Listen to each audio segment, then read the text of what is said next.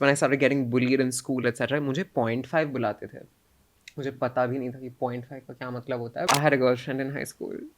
Wow, really? So, Often in our community, those who are related to us by blood are the first people to reject us. this process of self discovery that started for you Yeah. in high school, how did this process evolve with time and how has this journey been so far?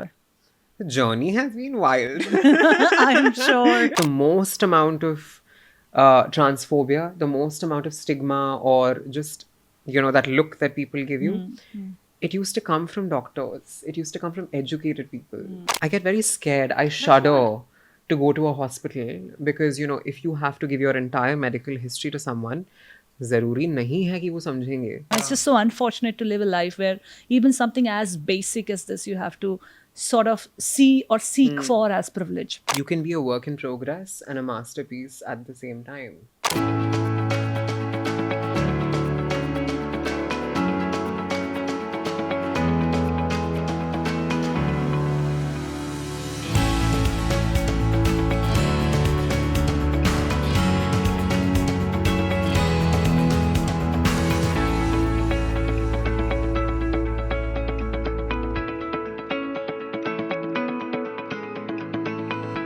Hi, welcome to the Journey Within podcast with me, Shobha Rana. This is a podcast where we deep dive into the personal growth journeys of our guests. In this show, we explore the experiences, insights, and lessons learned from individuals who have embarked on a journey of self discovery and transformation. I'm really excited about today's episode because the guest joining me today has lived a phenomenal life so far. She is so inspirational. She's the first transgender doctor from Karnataka. She's an actor, content creator, and so much more. Her daily content on social media inspires me to take up authenticity, understand my own self, my self worth, and keep discovering myself. So let's meet her. Please welcome on my show Dr. Trinetra Haldar, popularly known as Trin on Instagram. Hello. So lovely to be here. Thank you so much. And you introduced me also very kindly. So very sweet of you. Of course, I love everything that you do, Trin, on social media. The way you share your opinions, you're always so graceful and yet you. extremely assertive about what you mean to say. Right. So, right. when did you become like this bold person? Were you always like this, or has this avatar now come in? I think, look, when it comes to transition, no, people always ask, when did you transition? Da, da, da. I think everybody's transitioning, right? And I feel like I'm still very much a work in progress because I just moved to Bombay and I'm figuring myself out. But was I always super confident? No, yeah. Like in high school, I was an awkward, shy kid who didn't talk to anybody, who was this absolute outcast because I didn't know anything about who I was or what I wanted to be. I just knew that I was different. I didn't know how I was different. I just knew I was different. And I think it's just been like uphill from there. It's only gotten better from there. Over the years, we all, I think, need to go through certain things in life and certain experiences to become, confident to a certain extent. That's definitely the case with me also. I think it all starts with confusion. That is where Yeah. you start sort of digging deeper and Yeah. getting into this self-discovery mode of Yeah. finding who you are. And I Yeah. think that's what started for you in high Fully, school. I don't keep telling people, be comfortable being confused, yeah. Like, you don't have to have everything sorted in life, your career, your gender, your sexual. It's okay, be confused. It's fine. It's a good place to be. Because if you, at even doctors, if you feel like you know everything in life, no, something is wrong. Like, that is where you really have to reevaluate everything.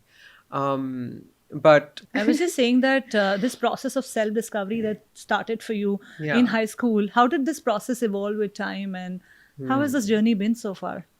the journey has been wild. I'm sure. It's been wild because I feel like, I've been very blessed and fortunate to have had a very diverse range of experiences in life because kaha content and acting and kaha, being in the hospital. Right. Wild variation. But I think the journey started when I was very young. I was 3-4 years old when for the first time, I used to love wearing my mom's jewelry and her makeup, and I used to, because my mom's a bit of a tomboy, okay? Like, Yeah. she takes her styling tips from me now. Life comes a full circle, my dear. It does. Absolutely, absolutely. I feel like, so for her, when I would steal lipstick and this and that, she never noticed. I think some neighbor noticed when I was 4 years old and told my mom ki, kya kar raha hai? Why is this boy being this way? And that's when, for the first time, I realized that, oh, okay, in society, there are certain rules and regulations, and I need to really watch it, because this is not okay. Didn't understand why it was not okay. I was just being myself. I was just playing with my mom's dupatta and turning it into a sari and whatnot. And so slowly, I think from that age, kids are taught all of these things by society. Dheere, dheere, dheere, dheere. This is okay, this is not okay. All the gender roles and rules and regulations started becoming, a little more and more and more evident to me with time. And I, at that point, was so confused. I thought I was crazy. Because everything that was expected of me as a boy, कि लड़कों के साथ खेलो, ऐसे behave करो, I couldn't do any of that because that was just not who I was at all. I always saw myself as one of the girls. I always saw myself as this pretty carefree diva. Wow. And I think that is, I realized when I started getting bullied in school, etc., मुझे 0.5 बुलाते थे. मुझे पता भी नहीं था कि 0.5 का क्या मतलब होता है. But in Hyderabad, I was raised in Hyderabad, 0.5 means it's a slur that's used for trans people. Where it's like saying you're half and half.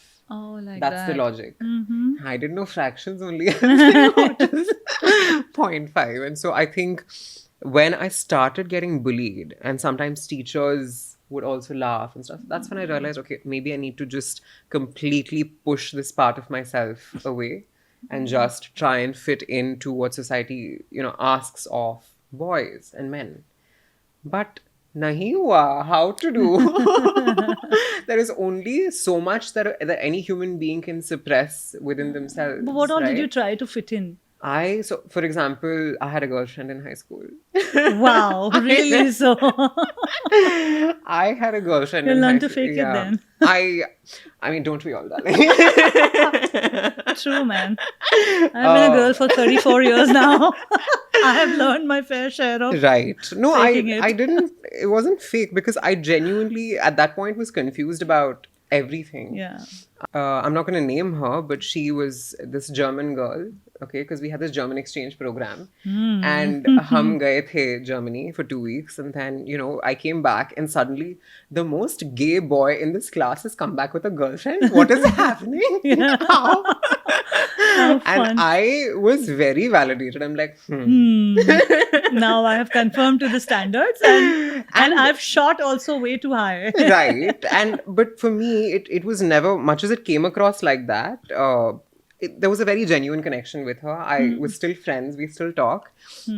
She tells me that, you were the only boy who was sensitive, who cared what I thought. I was like, yeah, because I was not a boy. But she was very, very sweet, very understanding of the confusion that I was going through at that time. But eventually she had to go back to Germany. And plus, I was just not, that was the first time in life where gender roles were really thrown in my face, where I had to do boyfriend things. And I couldn't do it. I just couldn't be that person, that role that's expected of a boyfriend. I couldn't do it. And now, if I were to date her, I would be a lot more comfortable as in my own skin because I do identify as bi-curious-ish. I'm usually into men, but occasionally, I do find myself attracted to other people also. But that was one of the things that I think a small part of me was trying to fit in. But I realized it wasn't right. You cannot use another human being to fit in. It's just not right. You can't fit into some role and that's the problem with Indian society. For me, I was still 13, 14 years old. There are people historically from the community who have gotten married, right? Because of social Norms. Social. So I have known personally people who are trans women, who are gay men also, who, in the past have gotten married. to cis women like yourself, because family, the pressure of that, shadi karni hai, Bruce Jenner. bacche, huh? Bruce Jenner. Bruce Jenner, Back right? in the day. Back in the day, Caitlyn Jenner, and it's very sad that even to this day, it's very common in the community, and it's very difficult to place blame on one person because it's everybody's pressure, right? But I personally think you have no right to destroy somebody else's life because you want to fit in. It's not your place to be. And imagine the kids in that marriage, the woman in that marriage. I know as a woman of trans experience what it's like to feel unattractive when people treat you a certain way. So I can't even imagine what a woman in that situation might feel, that, It's very unfortunate, am I not, actually. am I not attractive enough? Am I not beautiful enough? Yeah, why is he not So- attracted to me per se? Yeah. So all People of that stuff living happened. these very closeted lives and two different lives. Something else at home, something else outside. Yeah, it's very unfortunate, but yeah, I'm glad that the awareness is coming in now, and people Slowly. like you are slowly trying to bring up this very important conversation through your social handles, through the work that you do. You are, I think, one of the most outspoken person in this universe per se. Thank And you. you know what I love about you, like I said in my introduction, you just don't stand for one community per se because you've Yeah. had certain experiences. You generally stand for humanity. You stand for change for everyone, which Yeah. I just love about you. And I think your generation has that potential to change all these older narratives and build a new fabric of a future which is more fluid in that manner, Right. which is more accepting for a lot of things. Yeah. I think people don't realize that when it comes to gender roles and the patriarchy, it affects everybody. It doesn't affect only women or only queer people. It affects everybody, including men. Including men. Right? That if a boy is abused, for example, he can't speak up in the society. Why? Because he's supposed to be tough. He's the one that takes. He's not the one that something is done to. Right? So I feel like at the root of it all is just the fact that we need to deconstruct all of these nonsense roles that we've created for genders and these hierarchies which are completely made up, right? And sort of undoing all of that, deconstructing all of that, it is beneficial to everybody, True. So I think that's where it's at. So, Trin, a little education time for us. Okay, as a cis woman, I have lived in a certain way. I've seen the world in a certain way. As much as I'm trying to understand and comprehend the new world that it is becoming now, and as much as I'm willing to understand that, there is still a lot of confusion around the whole community per se. Yeah. I could understand till maybe LGB. Now Sure. this TQIA plus, right? So please help us understand the concepts of pronouns. Please help us understand gender dysphoria Yeah. and things around gender identity basically. Right. So I think we as Indian society, we're very lucky and we're a little ahead compared to the West. Because when we read about Hindu mythology, for example, and we listen to stories from our grannies and whatnot, or even if we do a little bit of digging around with our temples and yada yada, you will see that our history and our mythology has a lot of references of trans people in particular, or gender variants, right? Like, for example, I remember reading about Shikhandi back in our, क्या बोलते थे, Bal Mahabharat Katha. Correct. In high school, I remember reading about Mohini, who is an avatar of Vishnu, right? Correct, na? I think so, yes. Hannah? I think so. Because I'm not great on mythology, but I have heard, stories. And if we as a society can have examples of gender variance in our mythology, then we are definitely far ahead, right? I think that what people are slowly starting to understand is that we have always been around and we are only becoming more vocal right now. But to start from the very beginning, who is a trans person? Trans is short for transgender, right? It essentially means that you were assigned a particular gender at birth. आप एक gender में पैदा हुए थे. I was born a boy. I was assigned male at birth. And I always identified as a girl. I identified as something other than what I was given at birth, right? So that's what trans means. It's an umbrella term, right? Some of us identify as the opposite gender. Some of us identify as neither, right? And we call that non-binary. And of course, in Indian society, for like many, many, many decades and generations, we've had traditional communities of trans people that we call the Kinnar community or the Tirunangai community, depending on which part of the country you're from. So these are communities of trans people who have their own rituals and chosen families and systems of basically supporting each other, right? And they started because biological families would not accept us and they would throw us out. Just disown. Yeah. Right. So that is how people historically have found ways of surviving, right? So do I belong to the Kinner community? No, because that's not my culture. I wasn't raised in that system. But just like you, I am a woman, but of a different history and a different experience, right? Aren't we all though? Right. And every single woman has her own history, has her own experience. Womanhood is so varied like that. And I would say that a trans woman is a woman of just a different experience. That's all. So, yeah. And wait, you also asked about pronouns. What do you want to know about pronouns?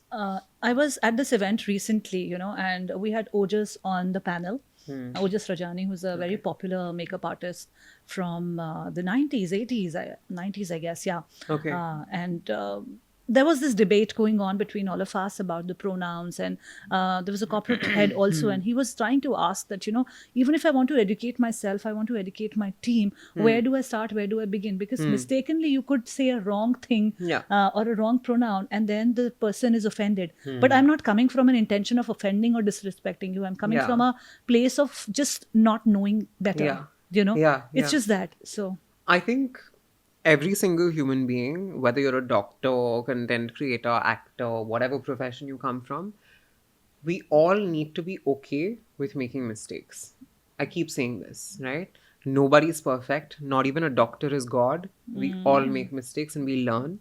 I make mistakes and I learn. And I think when it comes to pronouns, it's a very specific topic, jahan usually comes up only in English-speaking, urban-ish elite circles. I have worked with people from rural Karnataka through my MBBS and through my internship, right? Jahan pronouns ki baat hi nahi hoti thi, because how do you bring this up in that kind of an environment or that kind of a situation? I realized very early on in my journey that respect is not about specific words, right? Respect is not about if you use 1, 2, 3, 4, 5 words in your vocabulary, you don't suddenly become respectful. It doesn't work like that. Respect is a mindset. It's the way you treat people. Respect is the way someone feels in your presence, regardless of language, And I think there were professors who were people with 3 degrees, 4 degrees, who threw me out of class for getting my nose pierced. And there were patients who were uneducated, who didn't speak English, who gave me so much respect in their broken English or their Kannada. So I think jahan pronouns ki baat aati hai, it is important to try. It's important for everybody to try and respect another person's identity in whatever way that they can. Don't be dismissive, right? If someone corrects you or says, hey, it's not he, it's actually she, just say sorry and move on. We also get it. We also make mistakes. My parents have called me he for 20 years. And then they started calling me she. So unke liye bhi it was very difficult. So I understand that everybody around you is also transitioning. It's not just you. true. Right? But like I said, respect is a mindset, and sometimes we will make mistakes, sometimes people will get angry, sometimes you can't please everybody, right? That is something we all have to be okay with. But that said, what is important is you try, like koshish to karo samajhne ki, hai na? You try at least respecting what the other person is comfortable with. Yeah. If you still get it wrong, they will at least sense it in your way of saying it or trying it, that you're not trying to be disrespectful. Like I have had friends, and I've met them, say, after transitioning, and they've known me as he. And, my old name for a very long time. And of course, for the first few hours, they are messing it up. And I think if you do mess up someone's pronouns, in English in particular, just have the humility to say, I'm sorry, thanks for correcting me, I'll get it right. And try harder, bas. And we as Indians have such an advantage, bhai, in our regional languages. If you stick to the respectful version, in Kannada, if you stick to Neevu, or in Hindi you stick to aap, I think a lot of that language itself becomes gender neutral. Actually. Jahan gender ki baat hi nahi aati usme, because respectfully, It just conveys gender neutrality. True. So it becomes easier, which is why in Kannada also it was easier with patients, because when you stick to that respectful version, Nivu, there's no, Nivu means up, basically. Okay. So that pronouns conversation was not needed only because Right. you give respect, you take respect. It's that simple. But did you know. find it easy to work with people? Were they reacting differently to you than they would to any other doctor at that point? So Like, I'm just trying to get to the social acceptance yeah. of who you were. I personally, to this day, think that the most amount of transphobia, the most amount of stigma, or just, that look that people give you, it used to come from doctors. It used to come from educated people, classmates, sometimes nurses. Patients, though, relative. See, when a patient comes to a hospital, they're in a lot of pain. They don't think so much, right? Like if a woman comes in labor, for example, उसको क्या फर्क पड़ता है भाई कि आपका gender क्या? It doesn't matter. Yes, she may want a woman in the room, and if I would walk into a room looking like this, if anything, she would feel comforted, right? And it never came up only after a certain point. People who knew my history, the doctors and the students and everybody, they may have said one or two things here and there. Like I said, somebody threw me out of class. But did it really scar you at that point, or were you? It did. Because I felt at that point in time, I was just trying to understand my gender identity. So my therapist had said, ki, try and explore in small ways, maybe a little bit of kajal, a little bit of mascara, maybe a different print, maybe a piercing. So I was like, okay, cool. And so I did all that, and promptly the professor chucked me out and banned me from the entire department. So I couldn't attend any of the classes in anatomy. So dissection banned tha, osteology. Basically, the whole department had been instructed to not let me in. Wow. But couldn't you until- complain about it? I just want I to could. understand the I could how it have. works. But I was literally 1 month into medical school. I didn't know किससे बात करनी है, कहाँ जाना है. I didn't have very close friends also at that time. And when it happened in class in front of 250 people, no one really stood up for me either. So I, at that point, was also staying in boys' hostel. So I felt like, okay, I thought that doctors are very intelligent people, जिनको लोगों की समझ है, right? And they're treating somebody like this, where you're literally impeding someone's education because you don't know any better. How does this affect my patient care? First year में तो हम patients देखते भी नहीं है. We don't even go to the hospital. So what is the issue? But on the other hand, patients never, not once did I feel like, someone's said, no, don't touch me or don't treat me. Sometimes I would notice a bit of hesitation on some people's faces at the start of my transition, in the first few days, But when you wear the white coat and you wear the stethoscope and you talk to someone with respect, right, and you know what to do, they'll feel comfortable in your presence. So that's how it was, I think, at that time. Trin, I also want to talk about healthcare per se for trans people. Like, are there policies which include your surgeries? Because I think if it is a right, or if it is the way of identifying as someone and living their life in comfort as a certain person is important for them, and it should be included in health policies also, as in these surgeries. I'm assuming they're expensive. I don't know. Yeah, right. So these surgeries, not everybody can afford it. And gender identification shouldn't be only for an elite class of people who can afford it and absolutely, stuff. So are there policies like that designed which cover the surgeries and which cover your healthcare needs, basically? Right. So as far as trans people are concerned, our healthcare needs are usually of two kinds.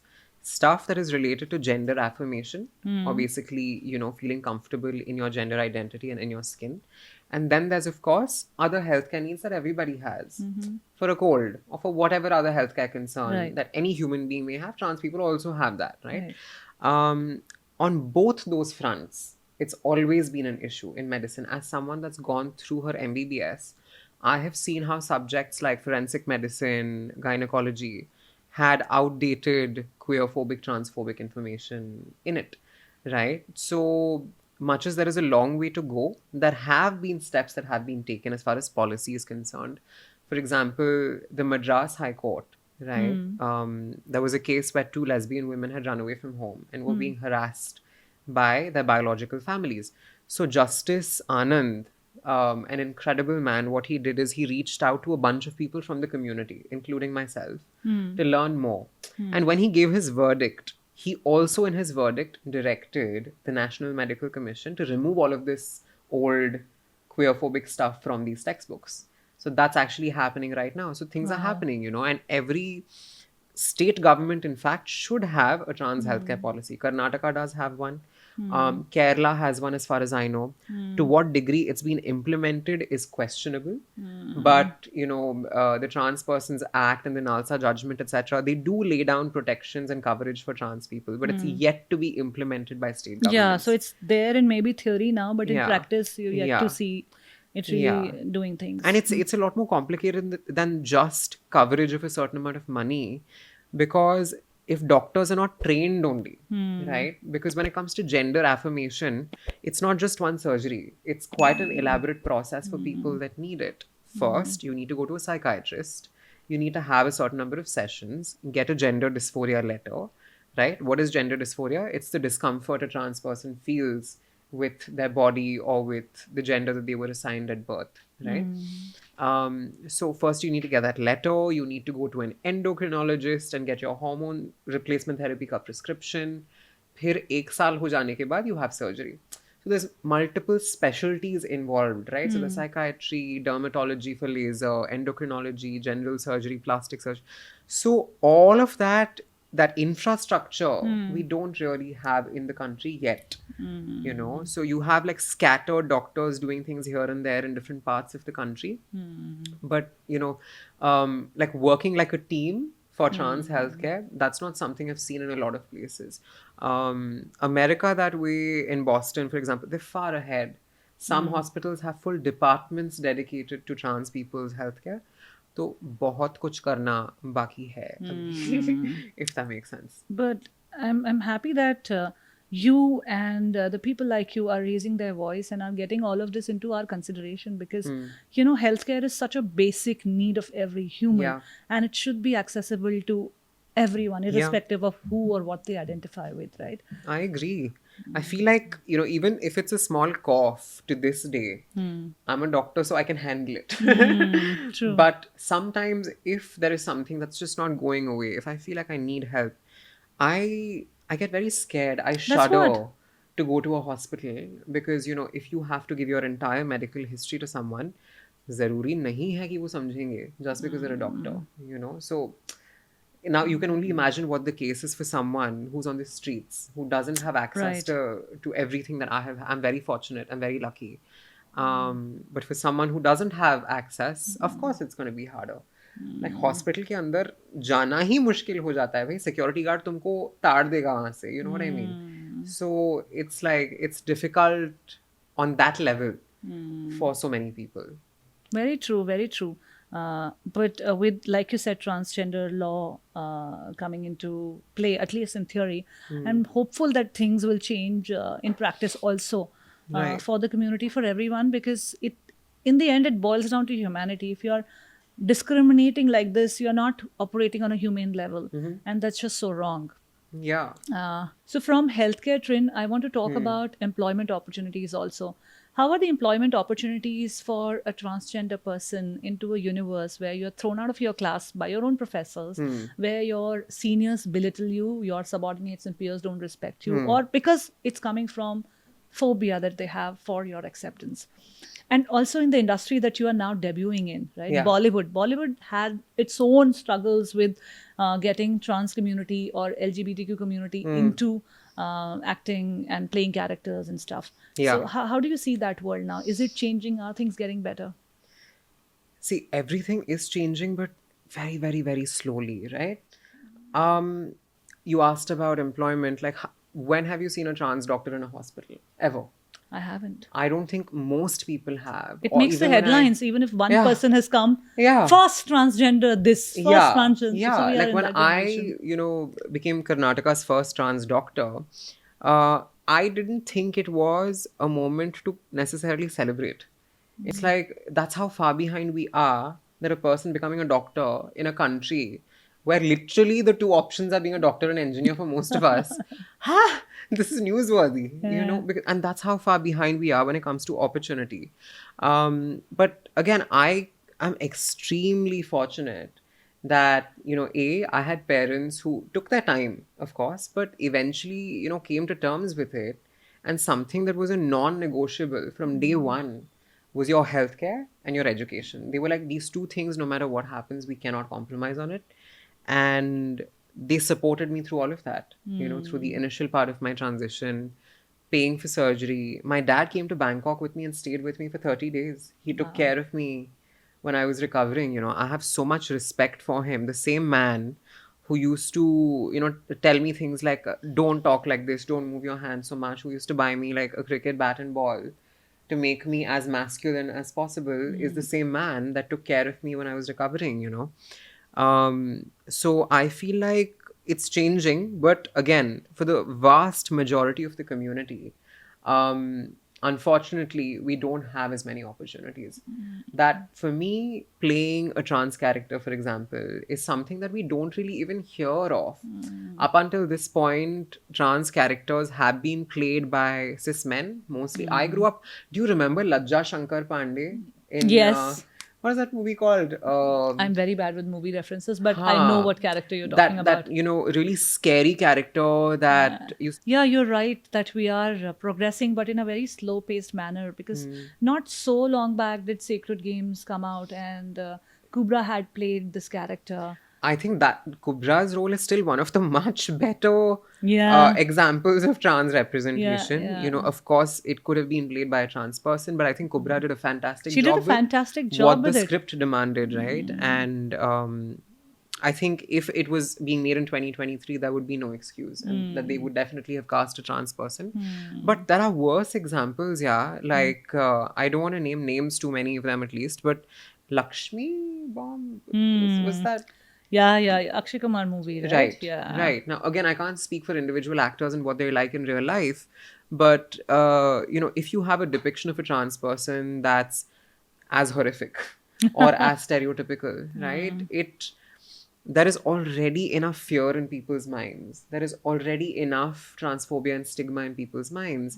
You know, we as trans people are just as capable of living lives that you do and doing a better job at it also. 100%. 100%. You know, that we are as intellectually capable, we're as talented. We're not freaks, so stop portraying us as freaks. Just for masala, we're not your entertainment. You know, we are people with real lives, and everything that you make about us has an impact on our lives. And I think that needs to change. I think until we are not involved in the process of our own storytelling now, things will not change. Yeah, this whole idea that's being propagated of you being a comedic character or someone who will go and do some crimes, or these horrific characters basically. Yeah. That just really needs to change, because I have so many friends from LGBTQ community and amazing people, you know, Yeah. amazing intelligent people doing wonderful amazing things professionally, just because they were fortunate enough to be born in a certain family that embraced them. Even if they had their struggles, they still chose to embrace them at the end and give them what they would give to any other child, which is basic education, healthcare, and wherever their potential took them. And people say things like, oh, but it's acting, you know, people should be able to play anything. So imagine, to let me play a pregnant woman. Na? Give me that role also. Give me roles where I can play cis women. I want to play a cop. I want to play a detective. I want to play absolutely anything. Give me those opportunities. Then you do whatever you want. You play whatever you want, but you give me also those opportunities to play whatever I want. The pie is anyway very small for you. Yeah. That also very small fraction or segment of that pie you will get. Yeah. That also is taken away, and Yeah. you are not given other opportunities. It's just very unfortunate circumstance. और जहाँ तक वो talent ढूंढना मुश्किल है, talent को train करना मुश्किल है, भाई please, lots of people who are cisgender have given terrible performances. Oh, terrible. And you know, workshops have been invested in, their training has been invested in. It's just a matter of the filmmaker having their principles sorted. That I will do representation right, I will invest in it the way I have invested in other people, and it's as simple as that. Very true. And you know, that's where it starts. Trin, how do we integrate social acceptance into our fabric of societies? Give me a few pointers here that how do we sort of educate ourselves more and be more accepting of the community? I think pronouns and like, complicated words like gender incongruence, dysphoria, that's still far away. Teach your kids not to bully other people, yeah. Like teach your kids to like tell them that blue is boy and pink is girl is not a thing. It starts at such a young age. I remember I used to buy the That's why you're Kinder wearing Joy. blue today. Why not? Breaking Why the not? norms. I used to buy the pink Kinder Joy because I liked it, whatever, as a kid. And I used to be, made fun of for that. Can you imagine? Wow. Like, gender is so ingrained. Gender roles are so ingrained in our society. And parents don't even realize that they're doing it. Like, isko Barbie khareed ke do, isko whatever, Hot Wheels khareed. It starts there, So I would say that when it comes to kids, don't impose your ideas of gender and stereotype and what a boy should do, what she should not do. Don't do that stuff. Let your sons cry. It's healthy. If your daughters want to do sport, let them do sport. Don't restrict what makes them happy. I think it starts there. If you, at your workplace, are seeing that there is a queer person or someone that might be queer, try and stand up for them wherever possible. If someone is saying a transphobic thing, a queerphobic joke, किसी ने किसी को छक्का बुलाया, say something, na? For us, it's very difficult because people will be like, wait, are you from that community? But you can always stand up and say something, right? So I feel like there are many, many, many small ways in which we can actually be better as human beings. It's a really long, extensive conversation, but where do we begin? Start at home. Change always begins at home. बच्चों को सिखाओ, give them better sex education. If you're a teacher, teachers could be doing better at telling kids not to bully each other and just having some sensitization. At any workplace, right? It needs to start with anti-discrimination measures, sensitization, gender-neutral restrooms, gender-neutral insurance, the same coverage for same-sex couples. There's really lots that can be said about it. But पहले अपने घर पे तो शुरू करो. Talk to your people at home. Right. And then we'll see, where to take it next. Right. And that is why I think representation in media is so important. Everybody has sat at home and watched TV together at some point, right? I think that the more people you see now on screen or in depictions of trans people, that will automatically change the way that people think. I first learnt about trans people from Amir Khan's show, Satyamev Jayate, right? Where there was this one episode I remember where there was Ghazal Dhaliwal. She's a screenwriter, also a friend now. She was the first time that my parents and we saw this one person living her life like anybody else. She was talented. She's living her life. Her parents are accepting.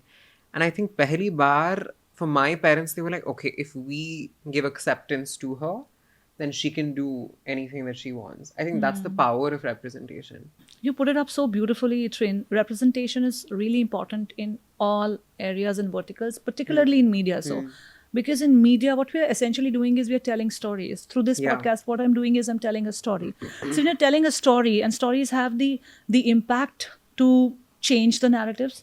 Stories can rebuild new narratives. Stories can really transform the world, right? And if you have a representation there, like with your role in Made in Heaven, things have now started to roll out for you personally and for the other people of the community. If things like these do happen and we see them frequently, then maybe we will also not, as cis people, we will also not be as, uncomfortable or phobic or whatever the word is for that, of meeting you. So from there, acceptance is, which should be the basic human right. It is sounding like a privilege right now. It's just so unfortunate to live a life where even something as basic as this, you have to sort of see or seek for as privilege. Right. Right. From all of this social, political construct to now your personal life. Now that you are this diva. No. What is she gonna ask? Sorry, okay. You are hardly shy of your personal life or talking about That's it. true. That is so true. I feel like people who haven't met me in forever, they see my Instagram, they be like, it's okay. I know what's happening with you. It's fine. That's what. So your personal life, how has the life changed? Like you said that you dated a girl back in school. Oh yeah, that To was so now. long ago. That was so long ago. Although you're too young to say that was so long ago. But Yeah. whatever. Yeah. That was so long ago. I But just now, turned 26. I'm not that. you are. I'm 26. I'm 34. So for me, Right. Okay, fair. Take yeah, it. too young. You But don't look it at all. yeah. Thank you for the compliment. Recently, someone taught me to learn to take a compliment because I would deflect the compliment because I Right. wouldn't kind of believe it. But yeah, Right. thank you And so also, much. you know what? Even as far as age is concerned, I think aging is beautiful. Yeah, yeah, It's it's what human beautiful. bodies It's do. beautiful. And whether you look young, old, whatever, everyone Yeah, deserves to yeah. feel beautiful. On a bodily And- level, whatever. But I think in my 30s, I personally and a lot of people that I talk to get to at least know who they are. In our Yeah. 20s, it's the period of self exploration, your identity exploration as a professional, as a Fully. person, as a partner, Fully. as a whoever.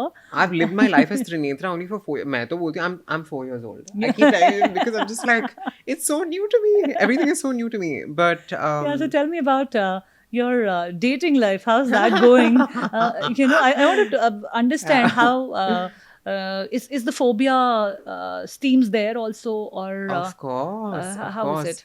Yeah, transphobia is not something that, people have this assumption कि stigma जो है या transphobia, it shows up only through violence, that someone is killing somebody. No, transphobia shows up in very small ways also. So transphobia shows up in every single way in life, in small ways, large ways, whatever. I think dating is one of those spaces where it does show up the most often in my life right now. I feel like every other space I navigate very powerfully, right?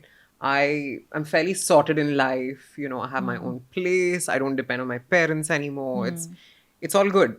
But when it comes to dating, I realize people will be like, when did you come out for the first time? And, or when did you come out? And for me, coming out is every day. You open a dating app, like 5 new people you will have to come out to, because the dating pool consists of largely straight men now, Right. because for the longest time, I would date queer men. Like before I transitioned, there would be, say, Grinder, for example, or, I was seen as a boy, right? So people who were dating me, men, were also queer. They belonged to the community. So we had that in common. They understood what it was like to be in the closet and to come out and to deal with all this. When I transitioned, and those जो लौंडे होते थे ना high school में, the sports boys, the big bullies who Yeah. used to bully me, were suddenly flirting with me. Really? Wow. I was like, so for me, attention from straight men was very new. I didn't know how to handle How it. to handle that? And very often it would come from, and see, when someone has been deprived of love and affection, you learn to lick it off with knives. I read that somewhere. Wow. And I feel like for me, for the first 1 or 2 years after transition, it was very that I was just happy to be seen as a woman, that if a boy was giving me attention and he was straight and he saw me as a woman, that felt validating, right? And it took me a while to figure out that the bare minimum is the bare minimum. Correct. It's not like someone seeing you as a woman is some mahan kam. It's not some ehsan. It is who you are. Someone treating you as who you are is the bare minimum. They don't deserve a medal for it. Someone treating you with respect and kindness is the bare minimum. So it took me a long time to sort of recognize toxicity in people, that just because someone is seeing me as a woman does not mean that they can be a poor communicator, that they can disrespect me, that they can disrespect my time. It's taken a long time to finally get to a point where I'm able to say I'm happily single. That am I dating people? That I'm not going to say. I'm definitely not in a relationship. In the set of situationships, bhai sahab, it's very difficult to label things. Yeah. But I definitely know my worth. I know when to say this is not something that is serving me. It's not something that is giving me this equation or situationship or whatever you want to call it, is not respecting me enough. And I deserve better than this. It's so funny, Trin, that we are still in a world where we have to discover our self-worth, Yeah. Instinctive behavior is that you hide it and you play the part. Yeah. You don't take it from the table that I'm worth it. Yeah. I get it because I'm worth it. Yeah. So that, what was that process for you, for coming to terms with your own self, that this is my worth, this is what I bring to table, and I will take nothing less. Because I I know think, as women, as people, we have this tendency of, not 100% being in awareness of who we are Yeah. and what we bring to the table, and just putting Yeah. the other person on pedestal, just generally. Absolutely. I think, my mother, and even my grandmother, they were both educated. So I'm again fortunate that I come from a family where, to some degree there was gender equality, but of course it's not perfect, right? And my mother, as a working mom, I've seen her struggle with it, with my brother and me, and the way that the in-laws would see it. All that has happened. Right. I think that self-worth, even for me, is definitely still a work in progress. I haven't figured it out. But for me personally, it's been this journey of going through weird and bad experiences and eventually realizing that this is not it for me, that I deserve better. I hate to say it. I wish I didn't have to go through these bad experiences and being treated poorly to get to this point, but it did take that, for me at least, of realizing that there is better out there. It does take a certain degree of experience, I think. But most importantly, I wish that girls in general, whether cis or trans, were taught that they are worth something. With trans people, we're already taught by society that we're worth nothing. Nothing, yeah. And that hamari aukat hai to be on the streets, right? That's what we're taught from day one. So I think with that, if I were to have a daughter, or if I were to have kids in general, they will be such superstars. And I want that for myself at some point. I want to be a mom, and I know that I'll be an amazing mom. Yeah. And not that I'm 26 years old. I can't believe I'm saying this. Of course. At 26, darling, we all say that. I'm 34. And I'm now confused whether I want to be one or not. But at 26, I think we all say that. So whether biologically, not biologically, whatever, I definitely think that we can raise our kids better and teach them their worth from day one. Your journey has been so incredible, and you have collected these learnings from your journey that I'm sure that you'll impart them really nicely when you'll have an opportunity for. At 26, I think most of the girls have this instinctive feeling coming to them that they want to be a mother, and they want to see by their 30s, they want to have 1 or 2 kids. I was that girl. Didn't happen for me, but whatever life has in store for me, I'm just taking it. And with trans people in particular, we often have our own chosen families, right? Because our biological families may not be so accepting. So in the Kinnar community, for example, there's always a guru and there's chelas. But even outside of that community, on Instagram, like when I came out and when I spoke about myself, even to this day, there will be like really young queer and trans kids who are like 17, 18, 19, who are just starting out, and who will reach out for help. And sometimes they'll call you mom. How sweet. Because that's the kind of chosen family relationship that gets built. Because that's where you get acceptance from, right? That's where you get that first bit of being seen as yourself from. So I think that's also important to acknowledge, that biological family is not everything, right? That it's not just about being related to somebody by blood. That often in our community, those who are related to us by blood are the first people to reject us, are the first people to give us violence. And people not related by blood become our family more often than not. Trin, we go through so many experiences in life, and some really horrible ones, to come to the acceptance of who we are, to love our own selves. The self-love as a concept comes to us after going through a lot of bitter experiences. So all these bitter experiences also make you have a very strong sense of this new identity that is in love with your own self. I want to understand, how does that not become toxic and go into the zone of narcissism? How does one create that boundary or understand that boundary, if at all? I mean, if we're talking very specifically about narcissistic traits and narcissistic personality disorder, that's a whole other conversation.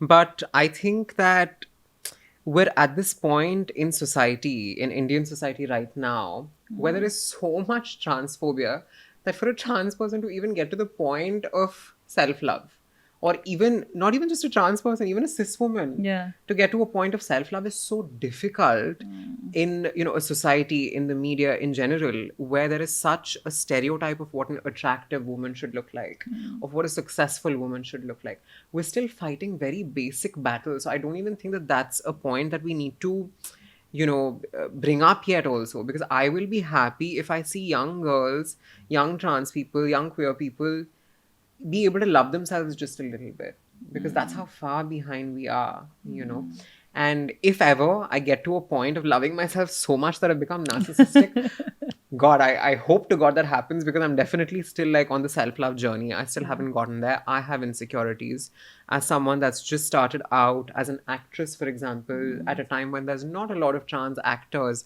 Of course, I do feel compared to cis women around me, right? So I'm also getting there. It's such a work in progress.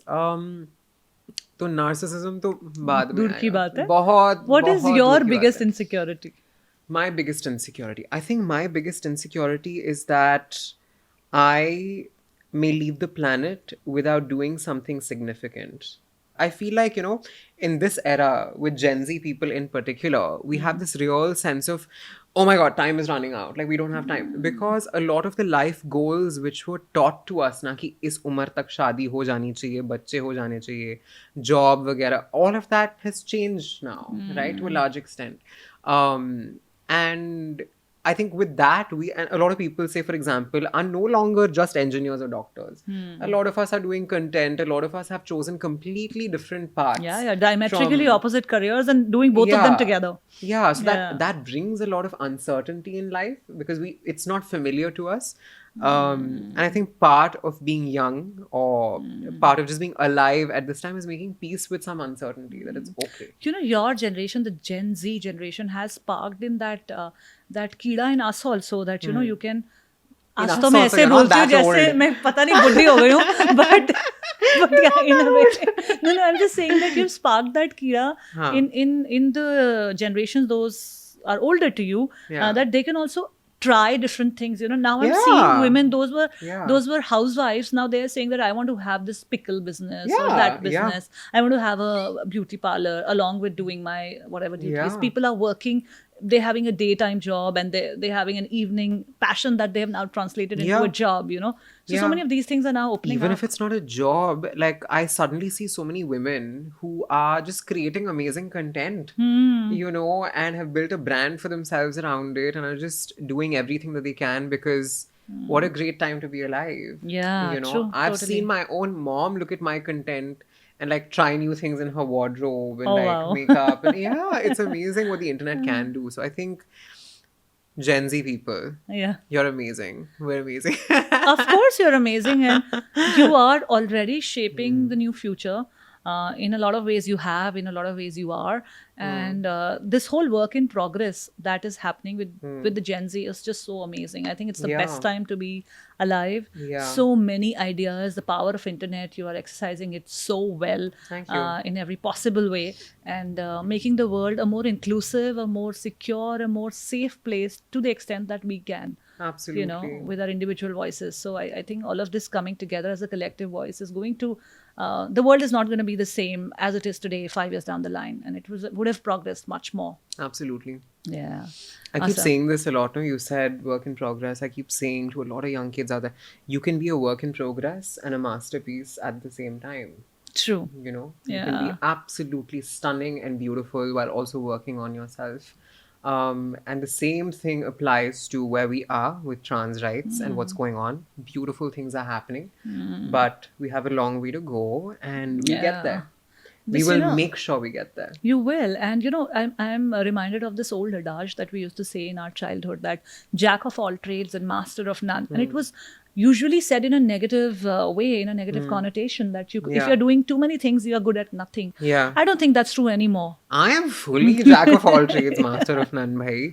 And proudly so, And proudly so. I thought, like, one thing that I have realized in life is that you can be anything you want to be, right? You don't have to restrict yourself to one gender. You don't have to restrict yourself to one one job or one employment opportunity. You can be anything you want. I never in my life thought that these things would be possible. But Right. if you have just a little bit of acceptance, from the people that matter most, and a And the little bit of courage. opportunity. And the And the courage, courage. even if the acceptance is a little less, but do you Yeah. also have the courage to go out there and stand for Absolutely. yourself? Yeah. Because I think it starts there. As much as I'm saying this, I'm in the awareness that sometimes it's not easy. Courage is not the Yeah. only tool, but sometimes that's the Yeah. only option that you have, right? Yeah. You have to do it because that aligns with who you are. As Yeah. simple as that. Yeah. Beautiful, Trin. You've shared some really beautiful things from your life.